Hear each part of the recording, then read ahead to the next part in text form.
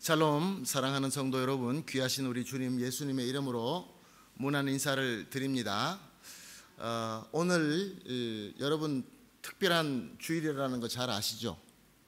왜 특별한 주일이죠? 오늘 우리 하나님께서 특별한 은혜를 준비하셨기 때문에 그렇습니다. 그리고 또 오늘은 특별히 성령께서 강림하신 날을 우리가 기념하는 주일입니다. 예수님의 제자들이, 예수님을 믿는 분들이 예수님의 말씀을 듣고 기도하면서 이제 마가 다락방에서 기도하다가 성령께서 오셨습니다. 그래서 성령 오신 그날을 우리가 기념합니다. 아마 여러분들도 아베자네드에서 많이 보셨을 것입니다. 오늘 오순절, 유대인들에게는 오순절이죠. 벤테코스테스. 이제 이스라엘 백성들이 애굽에서 이제 자유를 얻고 나온 다음에 7번째 안식일을 지나서 77이 49, 그래서 그 다음날 50, 벤테, 50, 그래서 벤테코스테스라고 얘기합니다. 근데 우리는 벤테코스테스가 아니라 성령께서 강림하신 날, 감사한 날, 그렇게 우리가 오늘 주일을 보내게 됩니다. 오늘도 우리 가운데 성령께서 충만하게 임재하심을 믿습니다. 그래서 오늘 준비하신 은혜를 충만하게 받으셔서 우리에게 주신 삶을 멋있게 사실 뿐만 아니라 승리하시고 풍성한 열매를 맺게 되시기를 예수님의 이름으로 축복합니다. 아멘. 할렐루야. 이제 우리 다 같이 마음을 모으셔서 찬양하면서 주님 앞으로 나아가도록 하겠습니다. 함께 찬양 드립니다. 할렐루야. 아멘. 할렐루야. 아멘. 오늘도 이렇게 주님의 은혜로 예배드리러 오신 모든 성도님께 예수님의 이름으로 축복드립니다. 찬양하겠습니다. 270장 부르겠습니다.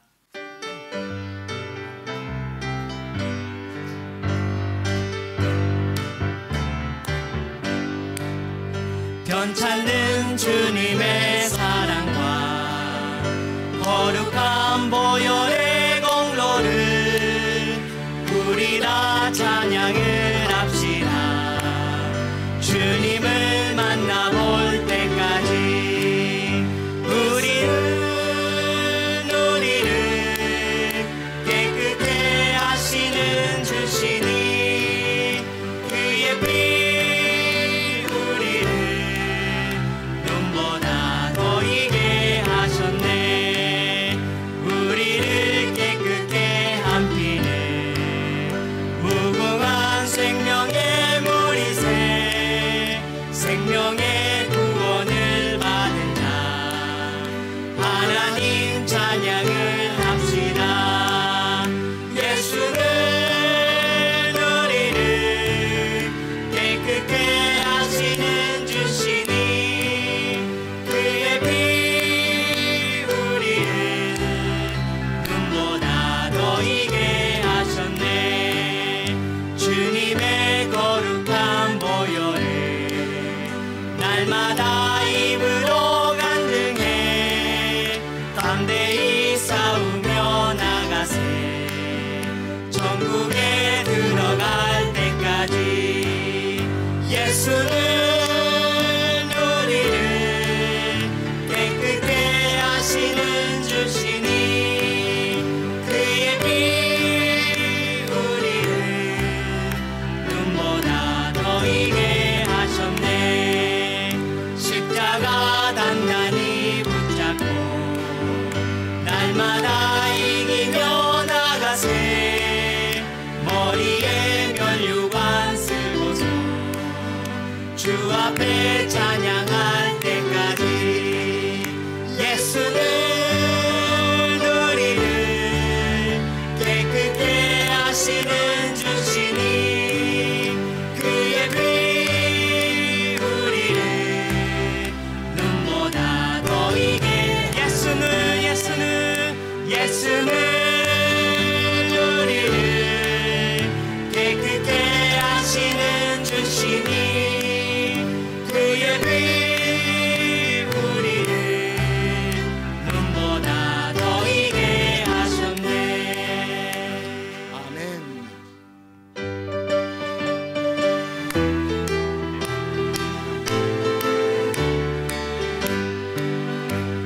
사람을 보며 세상을 볼 때 만족함이 없었네. 나의 하나님 그분을 뵐 때 나는 만족하여 사람을 보면 세상을 볼 때 만족함이 없었네. 나의 하나님 그분을 뵐 때 나는 만족하였네. 저기 빛나는 태양을 보라. 또 저기 서 있는 산을 보아라. 천지 지으신 우리 여호와 나를 사랑하시니 나의 하나님 한 분만으로 만족하고 가겠네. 사람을 보며 세상을 볼 때 만족함이 없었네. 나의 하나님 그분을 뵐 때 나는 만족하였네. 사람을 보며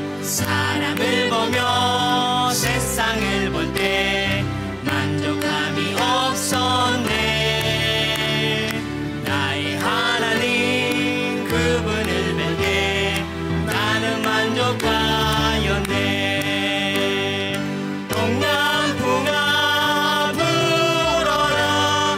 서북풍아 불어라.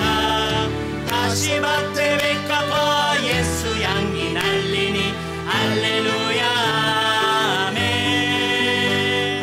다시 밭에 백합화 예수 향기 날리니 할렐루야. 동남풍아 불어라. 서북풍아 불어라. 다시 밭에 백합화 예수 향기 날리니 할렐루야 아멘. 다시 밭에 백합화 예수 향기 날리니 할렐루야 아멘.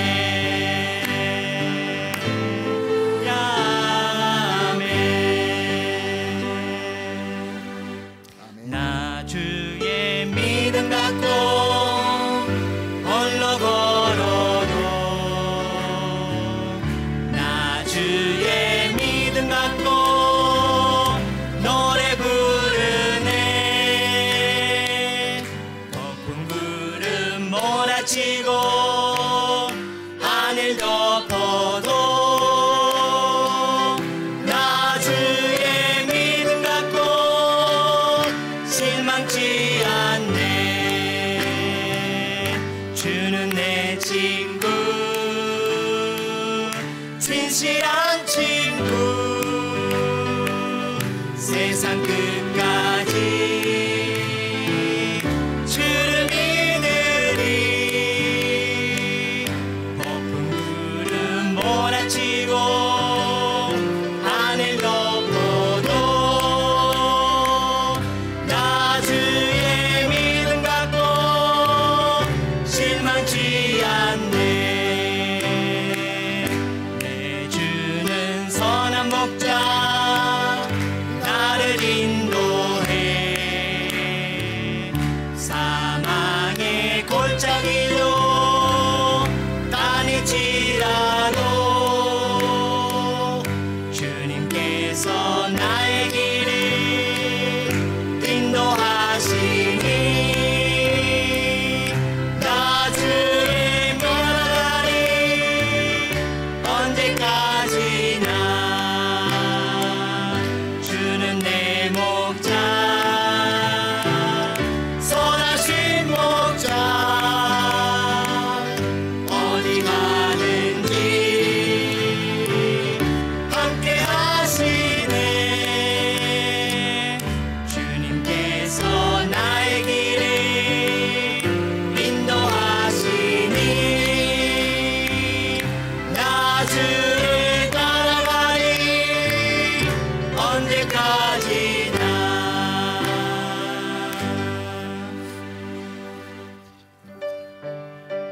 다 같이 자리에서 일어나십시다. 일어나셔서 당신은 영광의 왕, 오늘 우리 예배를 받으시기 위하여 이곳에 임재하신 우리 주님께 찬양드립니다. 당신은 영광의 왕, 당신은 평강의 왕, 당신은 하늘과 땅의 주, 당신은 정의의 아들, 천사가 무릎 꿇고 예배하고 찬송하네. 영원한 생명 말씀, 당신은 예수 그리스도 주, 당신은 영광의 왕, 당신은 영광의 왕, 당신은 평강의 왕, 당신은 하늘과 땅의 주, 당신은 정의의 아들, 천사가 무릎 꿇고 예배하고 경배하네. 영원한 생명 말씀, 당신은 예수 그리스도 주. 호산나 다윗의 자손께, 호산나 물러온 주의 왕, 높은 하늘에 영광을 예수 주 메시아네. 호산나 호산나 다윗의 자손께, 호산나 물러온 주의 왕, 높은 하늘에 영광을 예수 주 메시아네. 호산나 호산나 호산나 다윗의 자손께, 호산나 물러온 주의 왕, 높은 하늘에 영광을 예수 주 메시아네.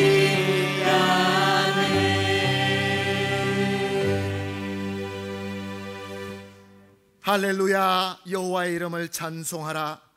여호와의 종들아 찬송하라.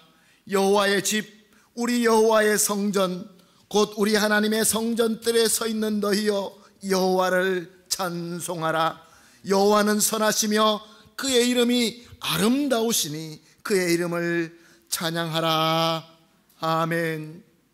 사랑과 은혜가 풍성하시고 존귀하시고 참 좋으신 하나님, 오늘도 이 귀한 정한 주일에 우리 하나님의 백성을 특별하게 정한 이곳으로 인도하시고 예배 드리며 은혜 받게 하시니 감사합니다.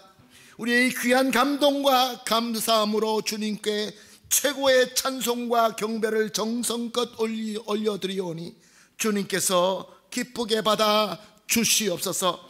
주님, 성령께서 오신 이 귀한 날을 우리가 기억합니다. 오늘 예배 가운데 성령께서 충만하여 우리 예배가 성령의 충만한 예배가 되게 하여 주시옵시고, 우리 성도님들에게는 큰 은혜가 되어서 우리 가운데 천국의 축제가 일어나게 하여 주시옵소서.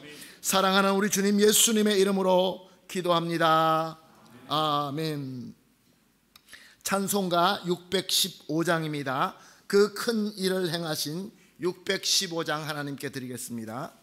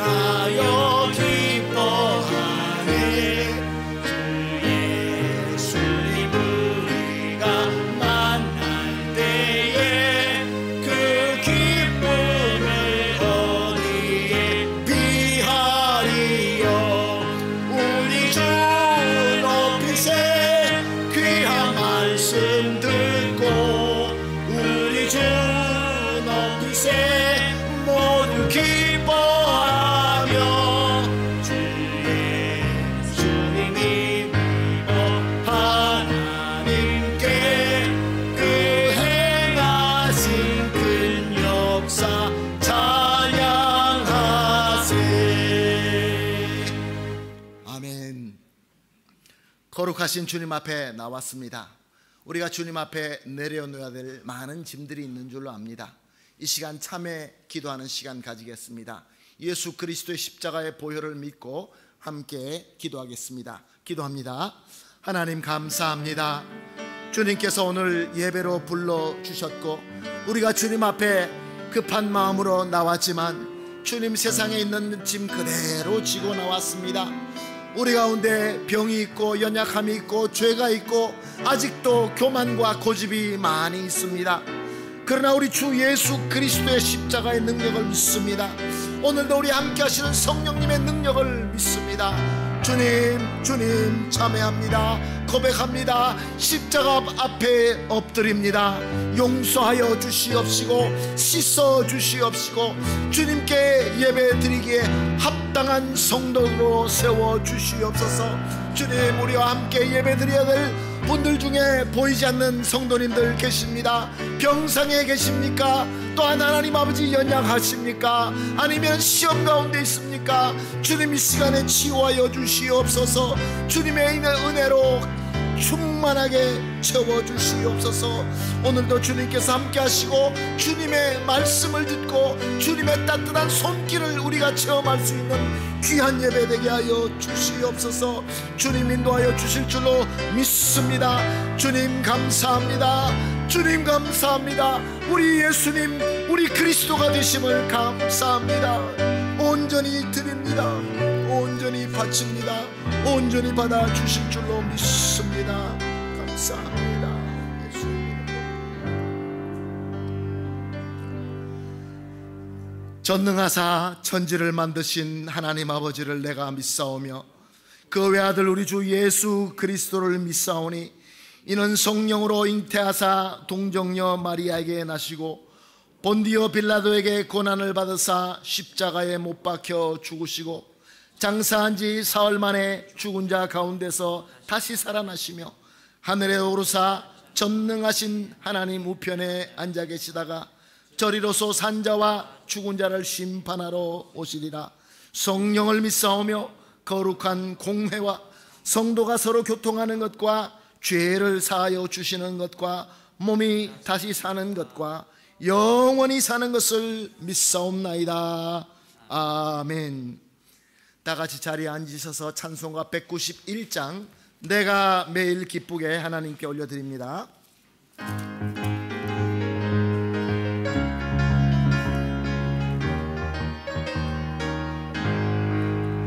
내가 매일 기쁘게 순례행이 행하는 주의 팔이 나를 안보하며 내가 주의 큰 복을 받는 참된 비결은 주의 영이 함께함이라. 성령이 계시네 할렐루야 함께하시네. 좁은 길을 걸으며 밤낮 기뻐하는 것 주의 영이 함께함이라. 전에 죄에 빠져서 평안함이 없을 때 예수 십자가의 공로 힘입어 길 아래 엎드려 참된 평화 얻으면 주의 영이 함께함이라. 성령이 계시네 할렐루야 함께하시네. 좁은 길을 걸으며 만나 기뻐하는 것 주의 영이 함께함이라.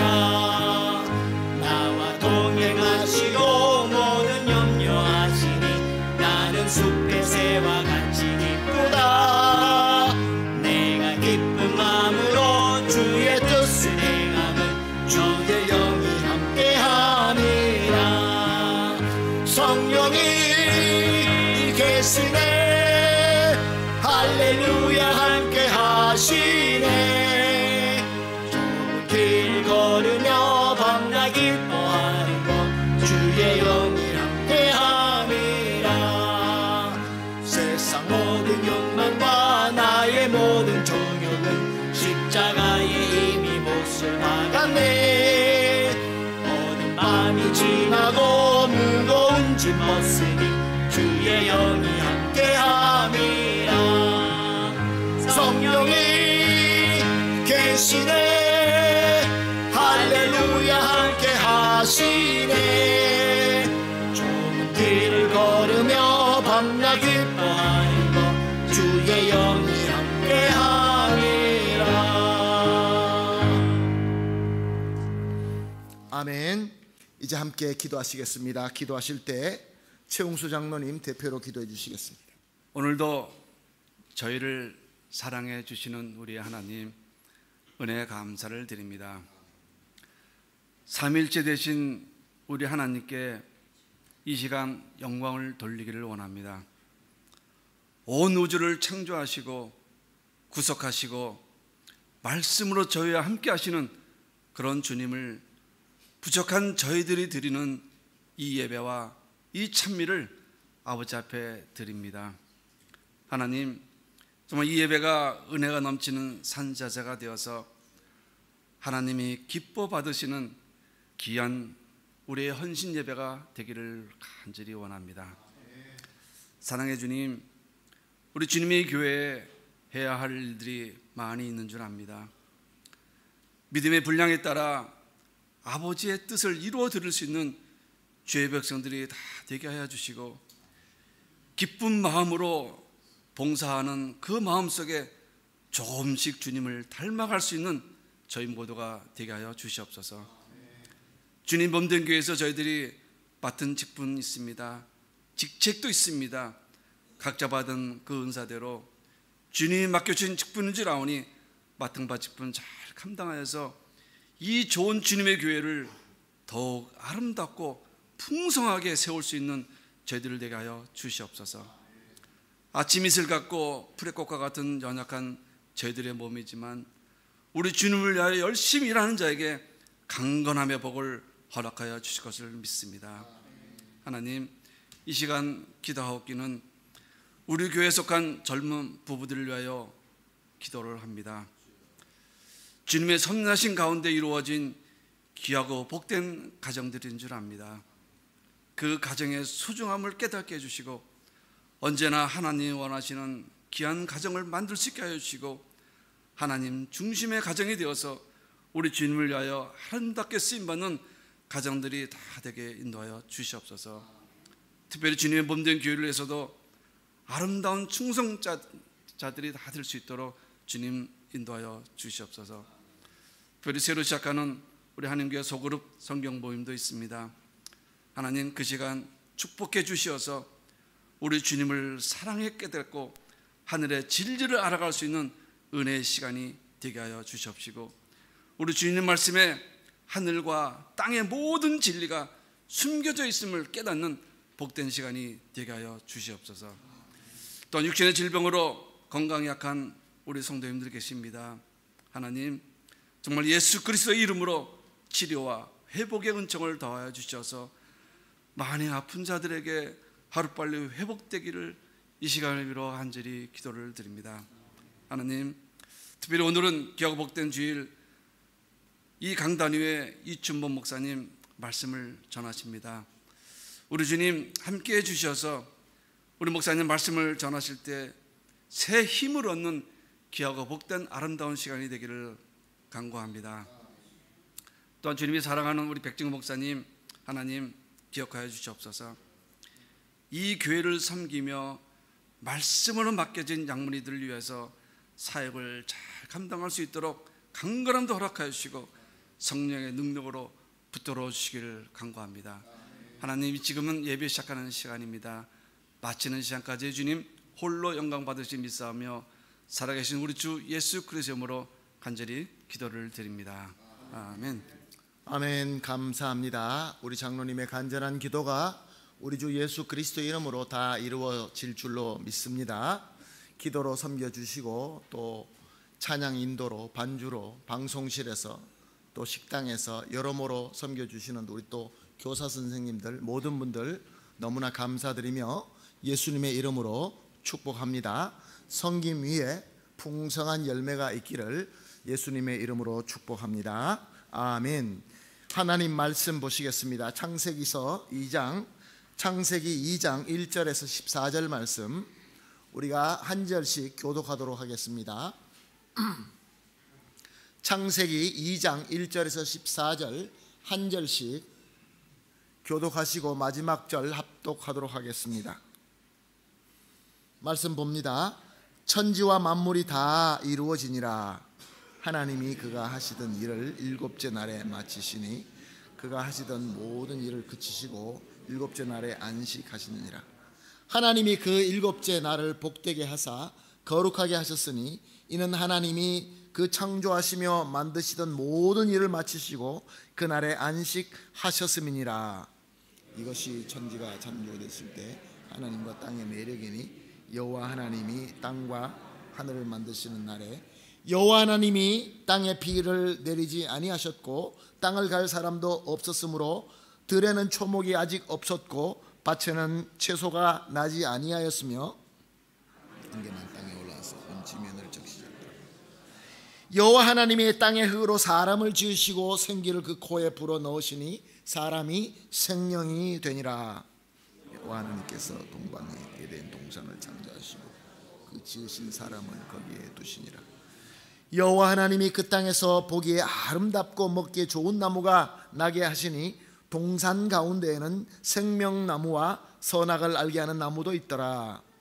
강이 에덴부터 나와 동산을 적시고 거기서부터 갈라져서 내 근원이 첫째 이름은 비손이라. 금이 있는 하윌라 온 땅을 둘렀으며 금은 순금이요 그곳에 레니엠과 호망이 있습니다.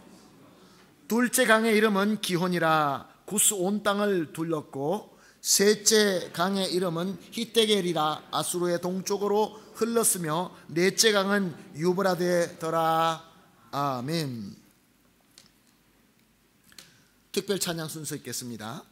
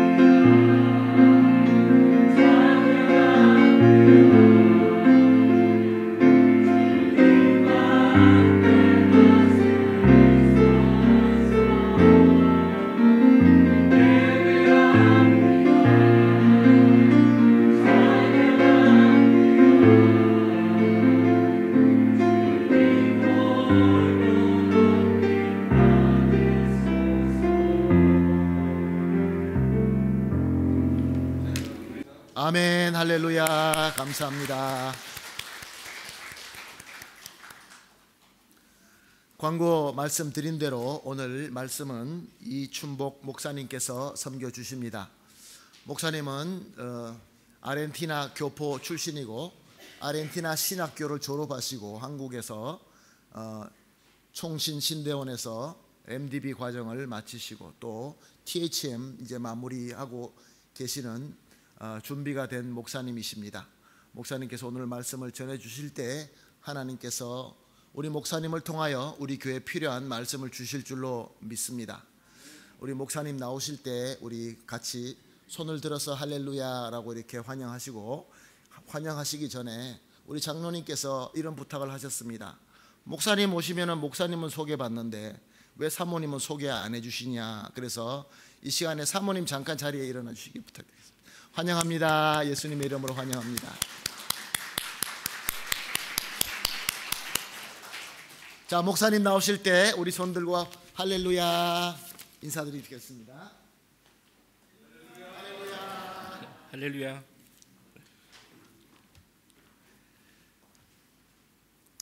우리의 삶은 마치 흐르는 강물과 같습니다.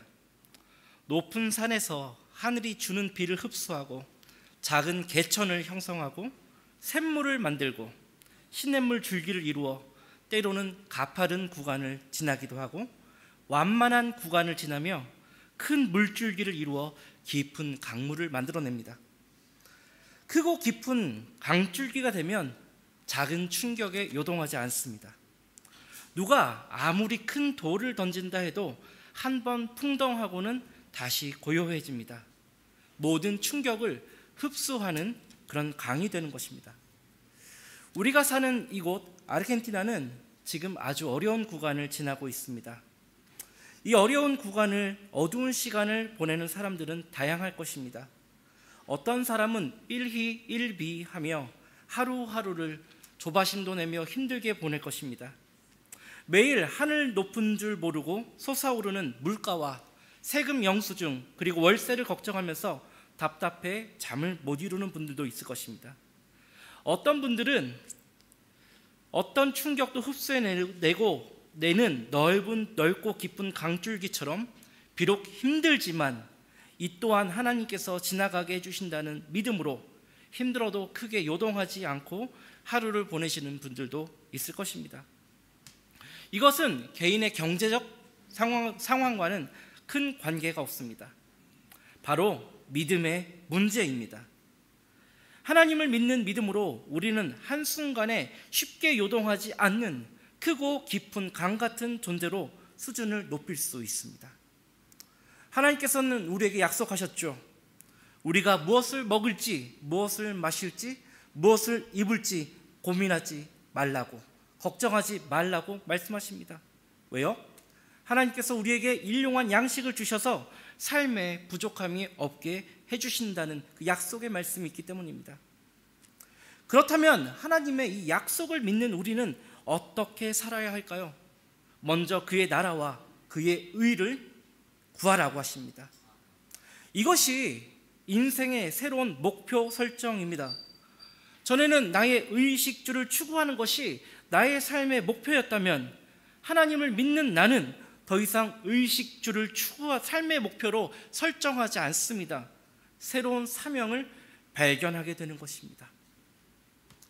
우리가 지금 살고 있는 아르헨티나는 참 힘들다고들 말하고 있습니다. 하지만 제 기억으로 지금과 같은 인플레이션은 1990년도에도 있었습니다. 1990년 12월 소비자 물가지수 IPC라고 하는 물가지수요, 인디세 프레시오스 알 콘수모, 누적된 물가지수가 1343.9%였습니다. 2014년부터 지금까지 현재 누적 아르헨티나 물가 지수가, 누적된 지수가 약 1000%라고 생각해 본다면요, 1대1에서 2대1, 달러 환율 비교해서요, 1대1에서 2대1, 그래서 지금은 거의 1000대1까지 올라와서 1000%로 생각한다면요, 1990년대 인플레이션보다 지금이 좀 나은 상황입니다. 다 기억하시죠? 그때 아우스트랄이 있었고요, 91년도에 메넴 정부가 아우스트랄을 없애고 페소로 화폐를 개혁했습니다. 그때 버스를 탈 때요, 제가 아우스트랄을 열심히 세갖고 그 버스 운전수한테 돈을 내고 깜비오, 잔돈 주세요 그러면 버스 운전수가 잔돈 어떻게 줬는지 아세요? 또마 그러고 줬습니다. 셀 의미가 없어서요, 대충 또마 하고 주는 그런 상황이었습니다. 그 어려웠던 시기도 우리는 잘 견뎌내고 또 새로운 즐거운 삶의 시기를 맞이했습니다. 이 시간 또한 지나갈 것입니다. 특히 우리의 의식주를 해결해 주시리라 약속하신 그 하나님과 그 약속이 기록된 성경을 믿는 우리들은 이 시기 동안 비록 힘들지만 이 어려움을 이겨내게 해주시는 하나님을 의지하며 평안히 보낼 수 있기를 소망합니다. 매 순간 말씀을 듣고 평안을 얻었다, 피부로 부딪히는 삶의 현실 속에서 흔들리고 뒤엎어지는 나의 마음을 이를 악물고 하나님을 믿기로 작정하고 버텨보는 것입니다. 내 마음이 흔들릴지라도 더 이상 흔들리지 않기로 주먹을 꽉 쥐고 하나님의 약속을 기억해 보는 것입니다. 하지만 여기서 끝이 아니죠. 성도는 이 힘들고 어려운 구간, 이 시간을 지내면서 잘 견디기만 하는 것이 끝이 아닙니다. 이 또한 지나가리라 라고 생각하는 것은 하나님의 능력이 없이 사는 사람들도 똑같이 생각합니다. 그러면은 성도는 어떻게 이 어려움의 시간을 지내야 할까요? 하나님의 은혜를 받은 사람, 하나님의 능력을 힘입어 살아가는 성도들은 이 기간 동안에 무엇인가 내 손에 쥐어야 합니다. 그래서 이 힘들고 어려운 구간을 지나는 사람들에게, 또 힘들고 어려운 기간을 맞이할 사람들에게 무엇인가 위로가 되고 희망이 될 수 있는 무엇인가를 전해줄 수 있는 능력을 갖추어야 하는 것이 성도의 진정한 모습입니다. 성도 여러분, 상황에게 지지 말고 믿음으로 상황을 극복해야 합니다. 다 같이 따라 해볼까요? 상황에게 지지 말고 믿음으로 상황을 극복하자. 제한인교회 2024년도 표어가 하나님의 나라를 이루는 교회입니다. 이제 이 어려운 시기에 성도를 통해서 하나님께서 어떤 일을 이루시는지, 무엇을 원하시는지 말씀을 통해 생각해 보기 원합니다. 우리를 통해서 이 땅에서 이루어가시는 하나님의 나라의 실제의 모습은 무엇인지 하나님의 말씀에 귀 기울여 보기 원합니다. 창세기 1장과 2장은 하나님께서 이 세상을 창조하신 사건을 기록합니다. 하나님의 1000가지 창조 행위를 1장과 2장에서 다른 관점에서 설명하는 것이죠. 그래서 2장 1절과 2절, 3절을 보면은요, 1절에서 천지 창조를 다 마쳤다라고 말씀하시고 2절과 3절에서 일곱째 날 안식일이다 라고 한 다음에 4절에서 다시 하나님께서 천지를 창조하시던 그 내용이 무엇인지, 내력에 대해서 설명합니다.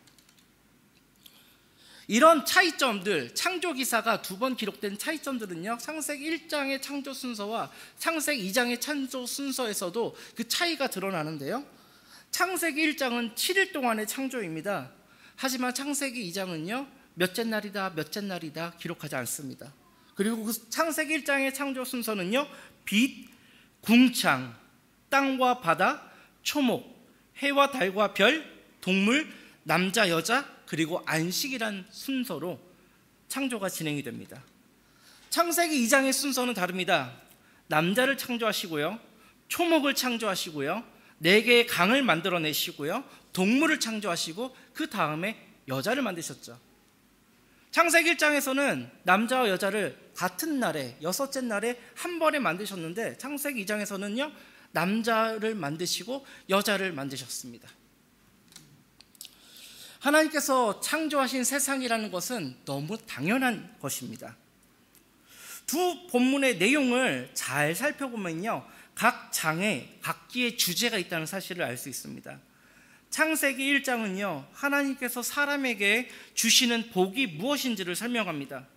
사람은 피조물로서 창조주의 주권 소베라니아를 인정하며 내 마음대로가 아니라 하나님의 명령을 따라 번성하고 모든 창조 세계를 다스리는 그 복을 누려야 하는 존재입니다. 창세기 2장은요, 하나님의 명령에 순종하는 사람이 이 세상에 존재하므로 이 세상이 어떻게 풍요를 누리는지를 설명하는 그 주제가 있습니다. 하나님께서 이 세상을 창조하시기 전, 첫째 날 창조하기 전에 초기 상태도요, 창세기 1장과 2장은 다르게 소개하죠. 에스타도 이니시알, 초기 창세기 1장의 에스타도 이니시알, 초기 상태는 이렇습니다. 땅이 혼돈하고 공허합니다. La tierra no tenía forma y estaba vacía. 흑암이 깊음 위에 있고 las tinieblas cubrían el abismo. 하나님의 영은 수면 위에 운행하시니라.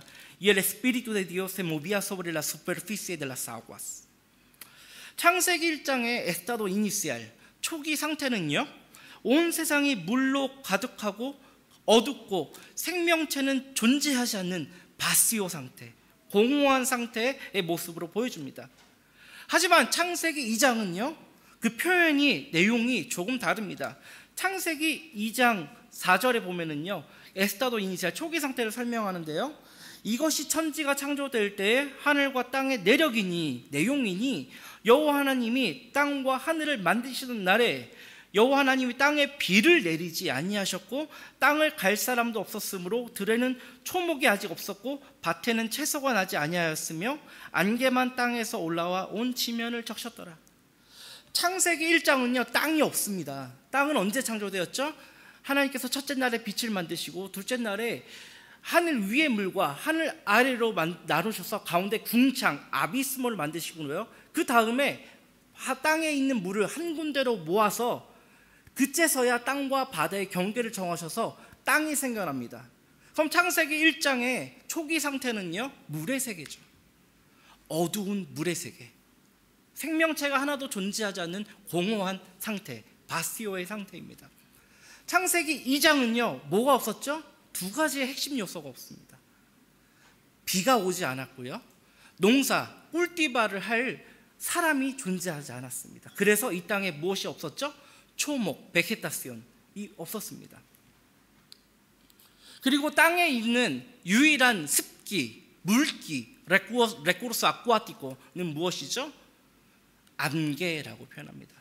물론 어떤 스페인어 성경과 영어 성경에서는요, 마난티알이라고도 표현하고요, 영어 성경에 스트림이라고도 표현하는데요, 히브리어 원어로 보면은요, 베에드 이알렉 미 아레찌입니다. 여기서 이걸 직역하면요, 안개가 땅에 올라오고 있었습니다라는 미완료 상태로 표현되는데요, 여기서 에드는요, 안개, 미스트죠, 니에블라라고 히브리 성경 원어에서는 표현합니다. 그래서 안개가 이 땅에 자욱한 그 상태였는데, 이 안개는요, 이 땅에 식물이 자라나게 할 수 있는 그 충분한 양이 되지 못했던 것이죠. 그래서 비가 오지 않고 오직 안개만 땅에 있었는데 이 땅에는 초목이 아직 없었더라. 그리고 농사 지을 사람도 없었더라 라고 얘기합니다. 그러면은요, 창세기 1장은요, 물의 세계를 이야기한다면요, 창세기 2장에서 보여주는 이런 지형을 우리는 뭐라고 부르죠? 어떤 tipo de terreno인가요? 사막입니다. 광야입니다. 창세기 1장은요, 물이 너무 넘쳐나는 세상으로 그 초기 상황을 표현하고요, 창세기 2장은요, 광야 같은, 사막 같은 데스에르토의 상태에서 하나님의 창조 작업을 시작하십니다. 창세기 2장에서 그러면은 다시 한번 기억해 볼까요? 하나님께서 창조를 시작하시기 전에 왜 이 땅에는 초목이 없었죠? 무엇이 부족했었죠?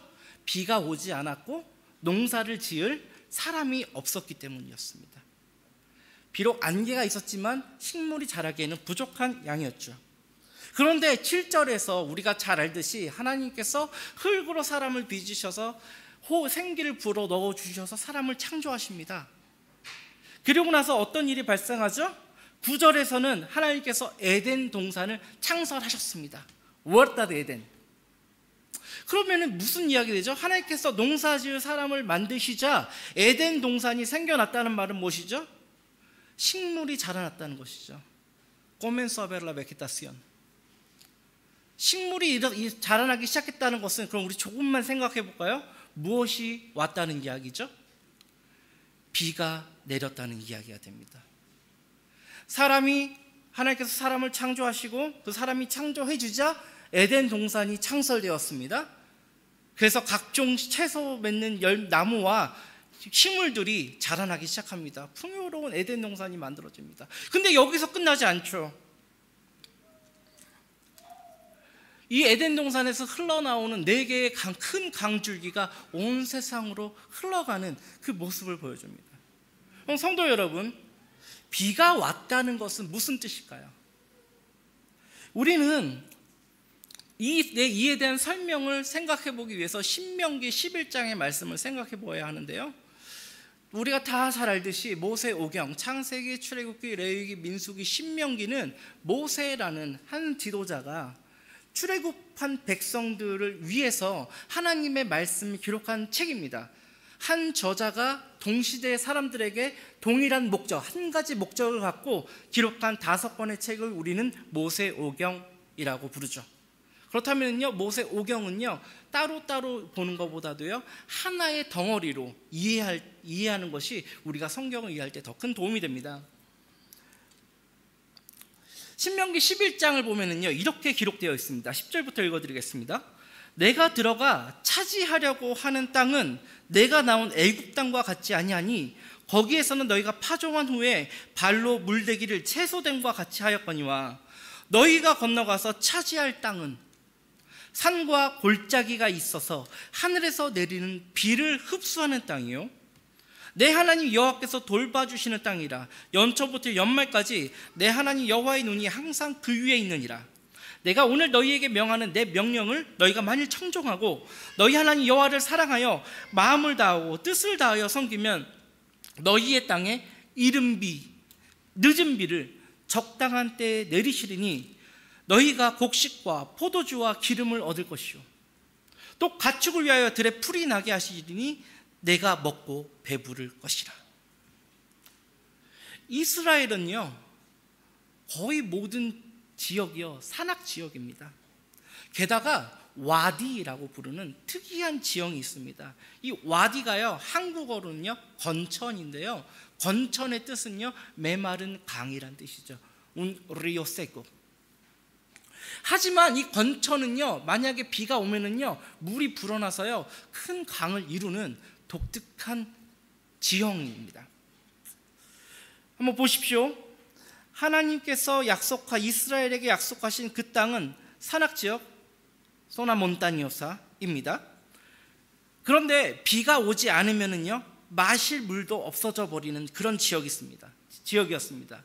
그래서 이스라엘의 역사 가운데 세키야, 가뭄이 굉장히 많았죠. 아브라함 때도 가뭄이 있었고요, 요셉 때도 가뭄이 있었고요, 엘리야 때도 가뭄이 있었습니다. 이런 황량한 땅을 풍요로운 젖과 꿀이 흐르는 땅에 되게 하기 위해서 절대적으로 필요한 요소가 바로 비입니다. 그렇다면 비가 내려서 그 척박한 땅이 풍요의 땅으로 변하게 하는 그 비결, 방법은 무엇인가요? 하나님의 말씀에 순종하는 삶입니다. 오늘 우리가 읽은 본문 신명기 11장의 내용을 접목해서 창세기 2장에 대입해서 생각을 해보면 무슨 뜻이 되죠? 비가 오지 않았습니다. 물기가 전혀 없는 건조한 척박한 땅이었습니다. 하나님께서 농사지을 사람을 만드셨습니다. 그리고 비가 왔습니다. 무슨 뜻이죠? 아담이 하나님의 말씀에 순종하는 자로 존재하기 시작하자 하나님은 비를 내려주셨고, 이 비로 인해서 척박하고 건조하고 살기 힘들었던 그 땅에 에덴 동산이 창설되고요, 그리고 그 동산에서 흘러나온 4개의 큰 강줄기가 온 세상을 적시는 모습으로 성경은 그 비전을 우리에게 보여주고 있습니다. 그렇다면 언제 우리가 사는 이 땅이 황량해질까요? 언제 우리가 사는 이곳이 황량해질까요? 사람이 하나님의 뜻에 순종하지 않고 자신의 뜻과 경험에 따라 행동할 때 이 땅은 황량해지는 것입니다. 풍요로움이 없어지고 강팍하고 척박함이 가득한 황량한 세상으로 변하게 되는 것입니다. 성도 여러분, 우리들은 하나님을 믿는 그리스도인입니다. 믿음이란 무엇이죠? 믿음은 성경 말씀대로 생각하고 말하고 행동하는 것입니다. 만약에 그리스도인들이 자신의 모든 업적, 경험, 개인의 주장들을 주장한다면요, 이 사람은 하나님의 말씀에 순종한다고 볼 수가 없습니다. 우리의 모든 경험과 우리의 모든 계획과 우리의 모든 방법론들과 우리의 모든 것들을 내려놓고 하나님의 말씀을 철저하게 듣고 말씀대로 생각하고 말하고 행동하는 그것이 바로 믿음의 삶이죠. 믿음의 반대말은 죄입니다. 왜 그런가요? 종교개혁자들은요, 죄를 이렇게 정의합니다. 죄란 하나님을 향한 인간의 독립선언이다. El pecado es la declaración de la independencia del hombre hacia Dios. 믿음은 자기 부정, 하나님 인정입니다. 죄는 무엇이죠? 자기 인정, 자기 긍정, 하나님 부정입니다. 사람은 본래 하나님을 나의 창조주, 나의 왕으로 모시고 하나님의 법에 순종하며 살아가는 존재로 창조되었습니다. 그리고 성경은 이것이 진정으로 복된 삶이다라고 알려주시는데, 어느 한순간 사람이 하나님을 저버리고 자기가 원하는 대로, 자기의 소견에 오른 대로 행동하고 살아가기 시작을 합니다. 그때부터 성경을 보면요, 이 땅에 황량함이 가득하게 되는 것입니다. 성도는 하나님께서 원수도 사랑하라 하시면 사랑하는 것입니다. 하나님의 말씀은요, 토론의 대상이 아닙니다. 순종의 대상입니다. 어떤 사람을 향하여 미움의 충동이 마음속에 불일 듯이 일어날지라도 주먹을 꼭 쥐고 이를 악물고 용서해 보기로 결심하고 행동하는 것이 믿음입니다. 성도 여러분, 우리의 마음은 부패했습니다. 부패한 마음이 비록 예수 그리스도를 믿고 성령으로 충만하여져서 거듭나는 과정 가운데 있지만 아직 우리의 마음은 부패한 상태에 머물러 있습니다. 그럼 이 부패한 마음이 선한 일을 추구할 수 있을까요? 이 부패한 마음이 옳은 일을 행동할 수 있을까요? 올바른 충동이 있을 수 있을까요? 아닙니다. 우리의 마음의 충동에 순종하는 것은 바로 하나님에게 불순종하는 것이죠. 하나님께서 우리 마음속에 자연스럽게 선한 마음 주시기를 기다리는 것은 성경이 우리에게 알려주는 믿음이 아닙니다. 아, 선한 마음을 주셔야지, 누구누구를 사랑하는 마음을 주셔야지, 그때에서야 내가 사랑할 거야, 내 마음이 그렇지 않을 때는 나는 아직 멈출 거야. 이것은 성경이 우리에게 요구하는 믿음이 아니죠. 비록 내 마음이 복잡하고 미움이 가득해도 선을 행하는 것입니다. 하나님께서 알려주신 성경 말씀을 깨닫고 하나님께서 우리에게 주신 의지와 힘을 사용해서 순종하는 것입니다. 용서할 수 없을 때, 사랑할 수 없을 때 최소한 미워하지 않기라도 작정하는 것입니다. 그래서 내가 나를 너무 괴롭히는 그 사람을 볼 때 속에서 부글부글 끓는 그런 감정들이 올라올 때에도 멋지게 미소 한번 짓고 올라 해주는 거예요. 이게 믿음의 결단의 행동입니다. 예를 들어 보겠습니다. 쇼핑몰에서 너무 갖고 싶은 상품을 보았다고 가정해 봅시다. 그리고 그 상품이 계속 생각납니다. 눈만 감아도 생각나고 쇼핑몰에서 걸어가다가 다른 상점을 가다가도 그 발걸음이 멈추고 그 물건이 상품이 생각이 납니다. 그 상품이 너무 갖고 싶습니다. 하지만 아쉽게도 내게 그 상품을 구매할 만한 돈이 없다면요. 이런 소유욕이 가슴속에 불타라 오를 때에 도적질하는 사람은 없습니다.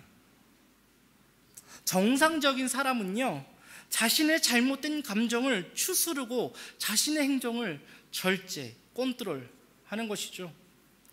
믿음의 삶도 마찬가지입니다. 하나님께서 우리에게 선물해 주신 인내라는 귀한 도구를 잘 사용하는 것이죠. 주는 거 없이 괜히 미운 사람이 있습니다. 또 때로는 어제까지는 너무 좋았던 사람인데 어제 그 사람이 나에게 했던 그 한 가지 행동이 마음에 안 들어서 그 사람이 잘했던 9가지는 다 잊어버리고 그 한 가지만 기억이 납니다. 그럼 그 사람을 버려야 하나요? 10가지를 잘했는데 한 가지 잘못했다고 그 사람을 버려야 되나요? 그렇지 않습니다. 그 사람을 품어주리라 다짐하고 다 용서해 주리라 결심하고 최소한 미워하지 않고 얼굴을 볼 때 미소 한번 지어주리라 다짐하는 것이 바로 내 이웃을 사랑하는 명령을 실천하는 성도의 올바른 모습입니다. 내 마음이 상대에 대한 미움이 가득할 때 웃으며 인사하는 것을 히포크리시아, 가식이라고 생각하지 마십시오. 그것은 매너입니다. 오히려 내 마음에 솔직하겠다고 하면서 웬디야 했을 때 말디야 하는 것은 비매너예요. 최소한 매너 있는 사람이 되는 것은요, 나쁜 것이 아닙니다. 오히려 우리가 더 추구해야 될 덕목이죠. 그래서 믿음의 사람은요, 점점 하나님을 닮아가는 사람이 되는 것입니다. 믿음의 사람은요, 점점 예수님을 닮아가는 사람이 되는 것입니다. 그래서 하나님을 믿는 우리에게서 정의가 물같이, 공의가 마르지 않는 강같이 이 세상에 흘러나가서 강팍한 세상이, 메마른 세상이 풍요로운 세상이 되도록 만들어가는 하나님의 나라를 이루는 그런 삶이 되는 것이죠. 이 제목은 사실 아모스 선지서 5장 24절의 말씀입니다.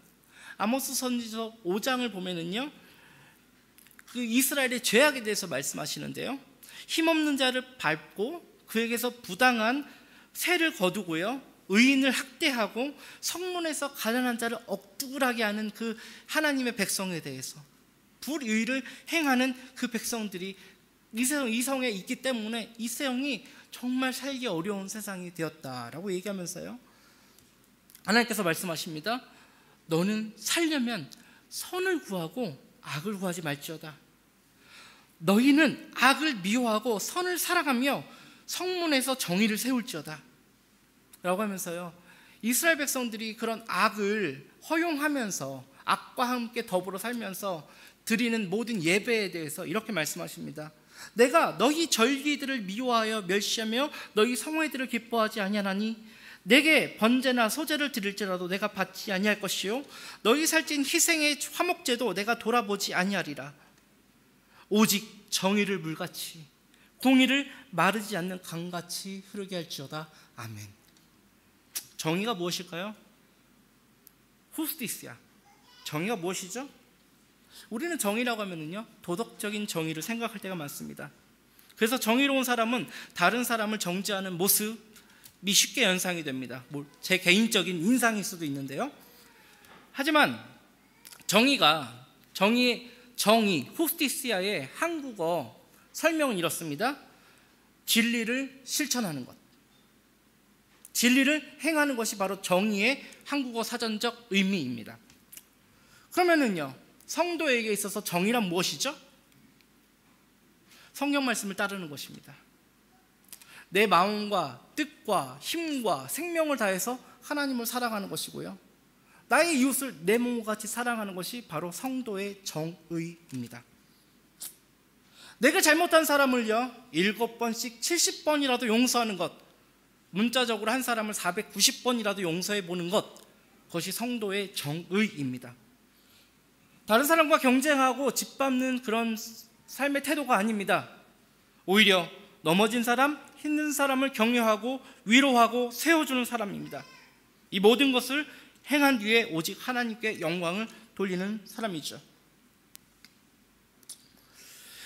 날마다 하늘 높은 줄 모르고 치솟는 물가와 월세 때문에 잠이 오지 않고 마음이 산란하고 신경이 예민해질 때 의식적 문제를 해결해 주신다는 하나님 말씀을 믿고 기도하고 의연한 모습,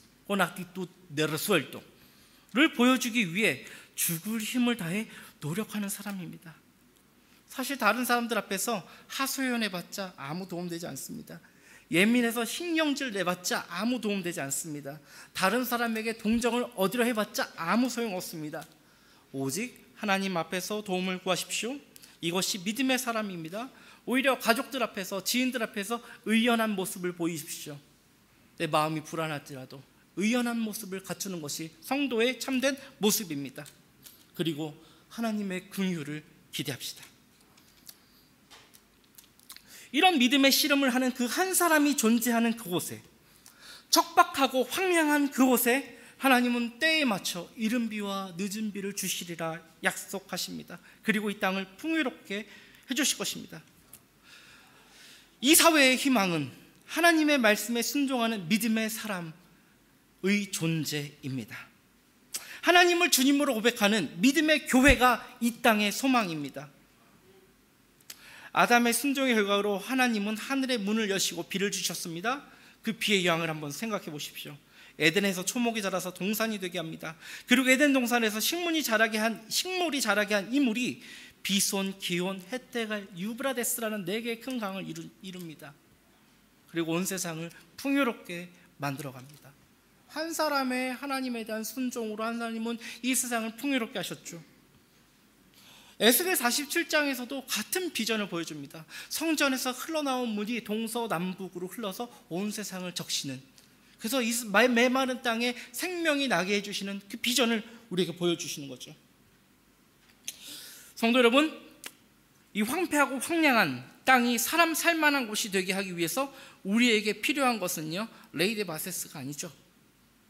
무엇이죠? 하나님께 순종하는 한 사람입니다. 하나님께 순종하기로 작정하는 한 교회입니다.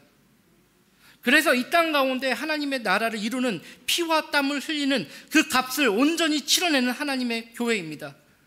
그리고 목숨을 걸고 하나님의 말씀에 순종하기로 결심하는 인물을 키워내는 것입니다. 우리가 너무 잘 알고 있는 시편 1편도 동일한 이야기를 우리에게 알려주고 있죠. 복 있는 사람은 악인의 꾀를 따르지 아니하며 죄인들의 길에 서지 아니하며 오만한 자들의 자리에 앉지 아니하고 오직 여호와의 율법을 즐거워하여 그의 율법을 주야로 묵상하는 자로다. 그는 어떻죠? 그는 시냇가에 심은 나무가 철을 따라 열매를 맺으며 그 잎사귀가 마르지 아니함 같으니. 풍요로움, 시냇가에 심겨진 나무, 물이 충분한 곳에서 풍요롭게 열매 맺는 그 나무와 같으니 그가 하는 모든 일이 다 형통하리로다. 악인들은 그렇지 않으며, 그래서 악인의 모습을 어떻게 표현하죠? 건조한 모습으로 표현합니다. 오직 바람에 나는 겨와 같도다. 황량함의 상태, 즉 사막과 광야 같은 상태를 묘사하고 있습니다. 여기서 우리가 한 가지 기억했으면 좋겠습니다. 기도 한 번 했다고 우리의 마음이나 삶의 현장이 쉽게 변하지 않습니다. 하나님의 말씀대로 살겠다라는 믿음의 결심은요, 하루에 12번도 무너집니다. 그럼에도 불구하고 13번 다시 마음을 잡고 성경 말씀대로 행동하기로 작정하는 것입니다. 이것이 하나님께서 우리에게 알려주시는 믿음의 실제입니다. 12번 넘어지고도 한 번 더 일어나는 믿음의 삶을 실천할 때 우리가 하루하루 이웃을 사랑하고 내 마음의 충동을 기도와 믿음으로 견뎌낸 하루하루의 걸음 뒤에 꽃이 피고 들풀이 자라나 있을 것입니다. 나도 모르게 하나님은 나를 축복의 사람으로 만들어 놓으실 것입니다. 그리고 결국 하나님의 놀라운 섭리와 역사하심을 찬양하는 예배자로 만드실 것입니다. 마지막으로 성경의 몇 가지 사건을 간단하게 언급해 보게 합니다. 하나님께서는 온 세상을 창조하시고 우리에게 그 창조 세계를 선물로 주셨습니다. 그래서 우리는 그 창조 세계를 누리기만 하면 되는 것인가요? 아니죠. 이 땅을 정복하고 하늘에 나는 것과 땅에 기는 것과 땅 아래 있는 모든 바다의 모든 생명체를 정복하고 다스리고 이 땅에 충만해야 되는 그런 사명이 있습니다. 홍해를 건넌 이스라엘 백성들은 만난 곳은 어디였죠? 광야였습니다. 하나님은 광야에서 만나와 메추리, 반석에 나오는 물로 도와주셨습니다. 하지만 그 광야를 걸어가야 했던, 그 뜨거운 사막길을 걸어가야 했던 자들은 누구였죠? 성도들이었습니다. 만나와 메추리도 주셨지만 그걸 추수하러 거두러 나가야 하는 사람은 누구였죠? 바로 우리들이었습니다. 성도의 믿음의 삶의 실천적 행동이 성경이 우리에게 강조하는 부분이죠.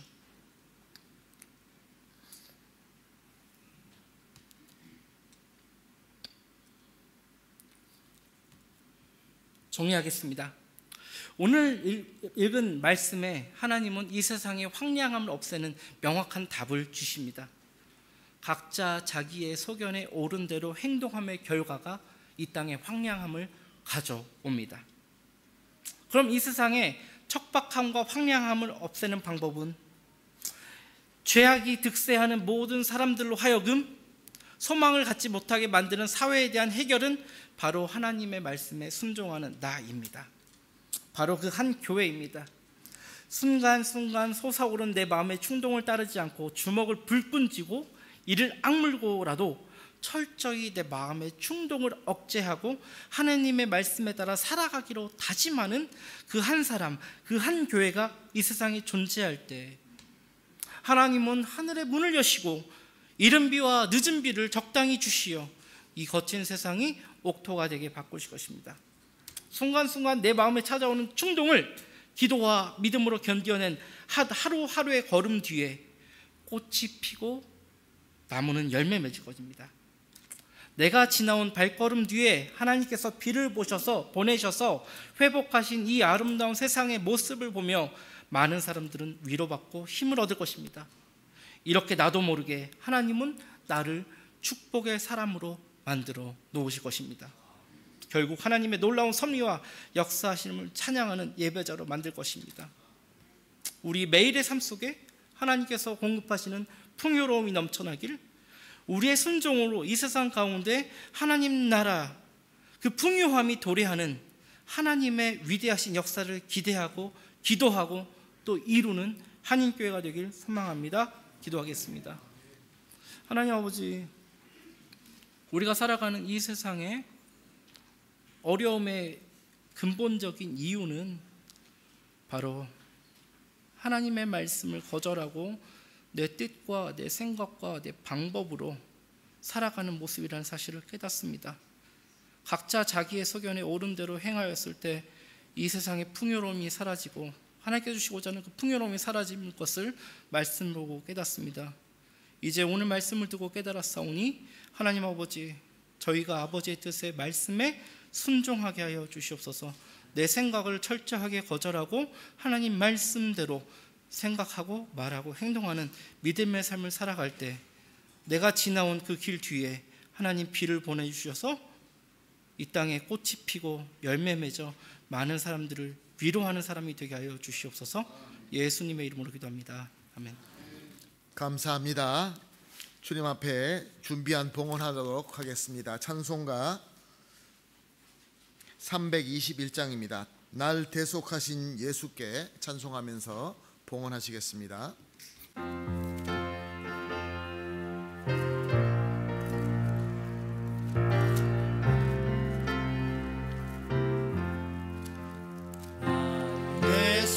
대속하신 예수께 내 생명 모두 드리니 내 진실하게 하소서.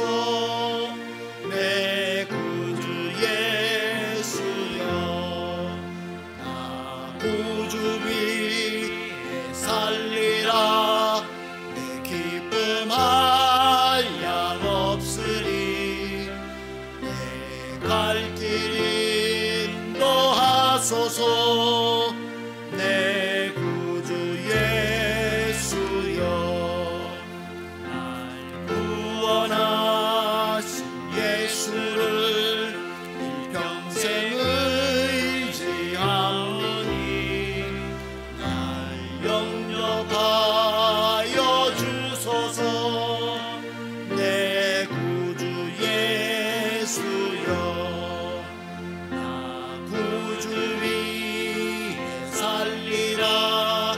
내 기쁨 한량 없으니 내 갈 길 인도하소서. 내 구주 예수여, 십자가에 달리사 날 자유하게 했으니 내 몸과 마음 그 위에 다스게 하소서. 나 구주 위에 살리라. 내 기쁨 한량 없으니 내 갈 길 인도하소서. 내 구주 예수여,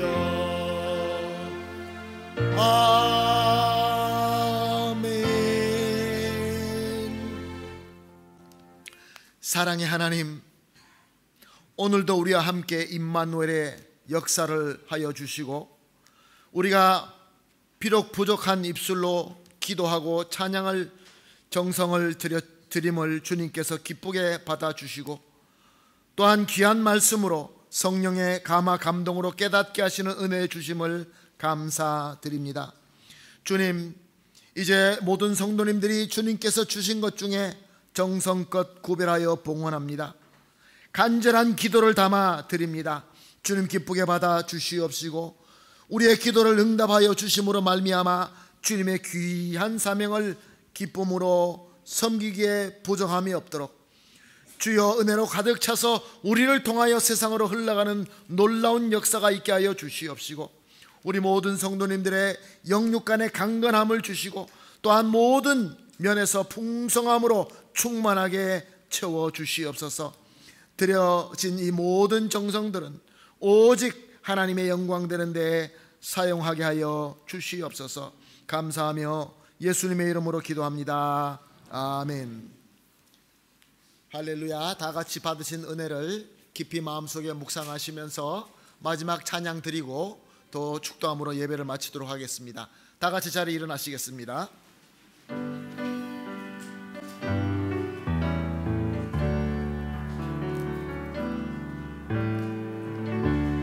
당신은 하나님의 언약 안에 있는 축복의 통로. 당신은 통하여서 열방이 주께 돌아오게 되니.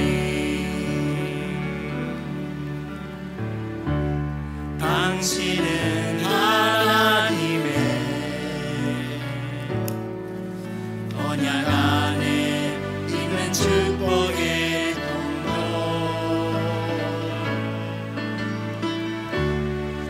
당신을 통하여서 열방이 주께 예배하게 되리. 이제는 우리 주 예수 그리스도의 은혜와 하나님 아버지의 사랑하심과 성령님의 교통하심이 한인교회 모든 성도님들의 삶 가운데 지금부터 영원히 있을지어다. 아멘.